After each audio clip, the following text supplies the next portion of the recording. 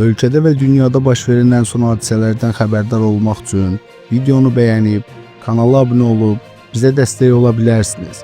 İndi isə keçək xəbərə. Xəbər verildiyi kimi, bugün Prezident Administrasiyasının və Milli Elmlər Akademiyasının sabiq rəhbəri Ramiz Mehdiyevin Azərbaycanda dövlət çevrilişi həyata keçirmək istəyi ilə bağlı Rusiyanın müəyyən strukturlarının rəhbərlərinə göndərdiyi məktub yayılıb. Sözügedən məktubun mediada tirajlanan mətnində hakimiyyətin üç qolunun qanunvericilik, icra, məhkəmə fəaliyyətinə nəzarəti cəmiyyətdə nüfuza malik olan 50 üzvdən təcrübəli dövlət məmurları, iqtisadçılar, hüquqşünaslar, elm və mədəniyyət xadimlərindən ibarət Dövlət Şurasının həyata keçirəcəyi qeyd edilir. Dövlət Şurası üzvlərinin ümumxalq səsverməsi nəticəsində formalaşdırılacağı və quruma Dövlət Şurası sədrinin rəhbərlik edəcəyi bildirilir. Səyyar TV Axar Aza istinadən xəbər verir ki, hazırda ən çox müzakirə olunan məsələ sözügedən Dövlət Şurasının tərkibində olması nəzərdə tutulan 50 şəxsin kimliyidir.